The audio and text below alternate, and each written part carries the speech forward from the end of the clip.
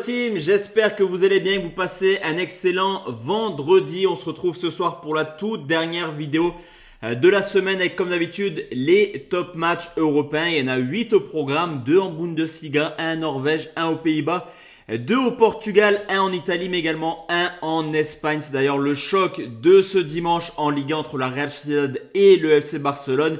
Et cette analyse-là, ce pronostic sera tout simplement disponible sur mon canal Telegram. Donc pour ceux qui veulent nous rejoindre, vous savez ce qu'il vous reste à faire. Vous allez dans l'espace commentaires et en commentaire épinglé, j'ai mis le lien de mon canal Telegram. Telegram, c'est une application totalement gratuite qui te permet d'avoir les messages en instantané. C'est beaucoup plus simple que YouTube. Tu es tranquillement dehors. Ton petit téléphone sonne, tu as un prono public, une analyse live, peu importe. En tout cas, c'est beaucoup plus simple que des vidéos YouTube. C'est clairement pour ça qu'on a créé cette application. On commence cette vidéo YouTube avec Bochum qui reçoit le Bayer Leverkusen. Pour l'instant, la donne est simple. Cette équipe de Bochum est totalement dans le dur depuis le début de saison après une lourde défaite 7-2 le week-end dernier du côté de Francfort. C'est une équipe qui enchaîne les contre-performances. Un seul point pris en 9 matchs de championnat. Et le problème de Bochum, c'est que les défaites sont assez humiliantes depuis le début de saison. Les 6 dernières défaites se sont conclues par au moins 2 buts d'écart. Bochum, c'est déjà 29 buts encaissés. Surtout que Leverkusen a plus des problèmes défensifs qu'offensifs cette année. Défensivement, c'est un peu moyen, on va dire. C'est une équipe qui encaisse pas mal de buts, mais offensivement, c'est toujours aussi sérieux que l'an passé avec une moyenne supérieure à 2 buts par match. L'an passé, Leverkusen avait clairement tapé, on peut employer ce mot-là, Bochum aller-retour. Pour moi, c'est la même chose encore une fois sur ce coup. Donc victoire de Leverkusen et plus de 2,5 buts. Côté à 1,52. Saint-Pauli qui reçoit le Bayern Munich. Là par contre le duel sera un peu plus serré à mon avis. Même si c'est un duel entre deux équipes qui sont à l'opposé au niveau du classement. C'est le leader de Bundesliga qui se déplace chez le 15e. On a quand même une équipe de Saint-Pauli qui est loin d'être ridicule. Alors elle perd souvent, c'est une certitude. Mais en tout cas loin d'être ridicule. C'est quand même la 4e défense avec seulement 11 buts encaissés. Le Bayern Munich, c'est une équipe qui marque énormément depuis le début de saison. En Ligue des Champions, c'est un peu plus compliqué, mais en tout cas en Bundesliga, ça marque quand même pas mal de buts. À côté de ça, il y a eu ce match en Ligue des Champions qui pourrait également peser dans les jambes des Bavarois. Il y a la trêve internationale. Est-ce que les joueurs vont être à 100% sur ce match? J'ai des doutes. Cependant, on le sait en Bundesliga, généralement, le Bayern ne déçoit pas.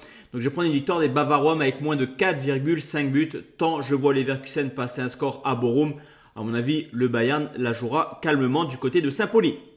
Brann qui reçoit Lillestrøm. Alors ce match peut choquer plus d'une personne de choisir ce genre de rencontre pour une vidéo YouTube. Mais en tout cas, il y a quand même quelque chose de très intéressant. Il reste 3 journées du côté de la Norvège. Et pour l'instant, Brann est en train de faire une énorme remontada. Ils enchaînent les victoires, 6 victoires de suite. Et ils profitent également de l'état de forme catastrophique de Bodo Glimt pour revenir tout simplement à égalité avec cette équipe de Bodo. L'objectif, il va être simple, s'imposer à domicile contre Lillestrøm afin d'espérer une nouvelle contre-performance de Bodo ce week-end. Et sur ce coup, je vois quand même Brann assez favori au vu de ce qu'il propose depuis maintenant quelques rencontres, surtout que Lillestrøm est tout simplement avant-dernier du championnat. Mais on va rajouter une deuxième condition, c'est un plus de 2,5 buts, dans le sens où Brann est dans l'obligation de s'imposer pour être champion. Donc ça va jouer au football, ça va déployer un football offensif. Et Lillestrøm, c'est pareil, ils doivent absolument venir s'imposer pour essayer de se sauver. Donc là aussi, on aura peut-être une équipe qui va reculer, mais qui tôt ou tard va devoir aller de l'avant. Donc ça devrait offrir un spectacle assez agréable. Je prends une victoire de Brann et plus de 2,5 à 1,90. Et honnêtement, sur l'ensemble des pronostics, pour moi, c'est le plus sympathique à vous proposer. Twente qui joue contre l'Ajax d'Amsterdam. Sur le papier, ça semble être un duel plutôt serré entre le 5e et le 2e. Cependant, on a quand même deux équipes dans une forme un peu différente. Twente n'a remporté aucun de ses 6 matchs européens cette année quand l'adversaire est un peu plus fort. Il a également perdu son réel test en Eredivisie contre le Feyenoord, au contraire de l'Ajax qui surfe sur une dynamique tout simplement démentielle actuellement. Ils viennent d'enchaîner 14 matchs sans défaite, dont des victoires tout de même contre le PSV Eindhoven et le Feyenoord Rotterdam. L'Ajax a également mis 5-6 buts hier contre le Maccabi en Ligue Europa. Donc pour moi, l'Ajax est favori sur ce coup. Cependant, historiquement, Twente réussit bien contre l'Ajax avec 2 victoires de suite sur les 2 dernières années. Donc je prends la victoire de l'Ajax remportée si Twente enchaîne une 3e victoire de suite à domicile contre l'Ajax. C'est coté à 1,84. Braga qui reçoit le Sporting Portugal, 10 matchs, 10 victoires, 4-1 contre City, bien placé en Ligue des Champions. Tout se passe extrêmement bien actuellement pour le Sporting Portugal, mais ce match, c'est le dernier tout simplement d'Amorim, le coach du Sporting qui va rejoindre après cette rencontre officiellement Manchester United. Pour moi, la donne est simple, même si Braga c'est un cadre du Portugal, tu as toujours le trio tête Porto, Benfica, Sporting et Braga juste derrière. Même si le déplacement, il n'est pas simple, pour moi, pour la dernière d'Amorim et avec un Coquerez en forme, je vois mal comment les joueurs du Sporting pourraient passer à côté et ne pas offrir une victoire à leur coach avant son départ. Donc on ne va pas aller plus loin dans l'analyse. Victoire du Sporting à 1,53. L'Inter de Milan qui reçoit le Napoli, sèchement battu du côté de l'Atalanta, plutôt à domicile contre Bergame sur le score de 3-0. C'est vrai que cette équipe de Naples, elle reste plutôt solide défensivement depuis le début de saison. Il y a eu ces 3 buts encaissés contre Vérone lors de la J1, ces 3 contre l'Atalanta. Mais sinon, il y a quand même pas mal de clean sheets, 13 matchs officiels et tout de même 9 clean sheets pour les Napolitains. Attention quand même parce que historiquement Naples a beaucoup de difficultés contre l'Inter. 6 victoires, 3 nuls, 1 défaite. Voici le bilan de l'Inter sur les 10 dernières confrontations contre le Napoli. Et l'Inter de Milan, je les sens un peu plus solides. Enfin en tout cas, en termes de structure d'équipe, je trouve que l'Inter est un peu plus agréable et surtout un peu meilleur, on va dire, que le Napoli. Ça reste un match, tout peut se passer forcément. Mais je vais partir sur un nul, rembourser si Inter, 1,64. Je vois bien le Napoli venir fermer le jeu. Et l'Inter avec le match contre Arsenal peut-être chercher un peu son football au fur et à mesure de la rencontre.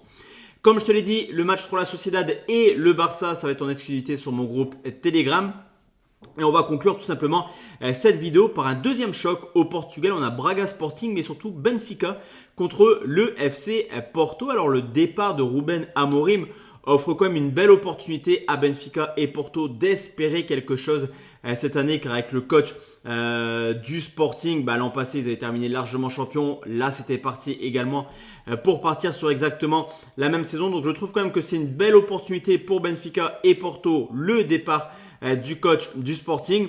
Pour moi c'est un duel plutôt équilibré, un peu comme les Marseille PSG ou les City United. Des fois ça part un peu dans tous les sens, il n'y a pas forcément de réalité de classement. Tout ce qu'on peut constater, c'est que les deux équipes sont dans l'obligation de s'imposer, car en cas de victoire du Sporting à Braga et de match nul entre Benfica et Porto, mine de rien on compterait déjà 5 points de retard pour Porto sur le Sporting. Donc moi je vois un duel assez ouvert, je vais prendre les deux marques 1,65. Les deux équipes ont du potentiel offensif et on le sait, les Porto Benfica ou Benfica Porto sont rarement des matchs assez fermés. Donc voici la team, mes avis concernant les top matchs européens. Désolé pour la qualité de la vidéo. À chaque fois que je mets ce pull bleu, finalement avec la lumière ça va pas. Bon, je le mettrai plus la prochaine fois les gars. En tout cas de notre côté, on se retrouve la semaine prochaine tout simplement pour parler Ligue des Nations. Je vous souhaite une très très bonne soirée, un très bon week-end et on se retrouve sur Telegram tout le week-end. Et si t'es pas sur Telegram, désolé pour toi, on se retrouvera mardi soir prochain sur YouTube. Très bonne soirée à tous et à toutes, bon week-end messieurs dames. Merci à tous de me suivre encore une fois, j'insiste dessus. Ciao ciao.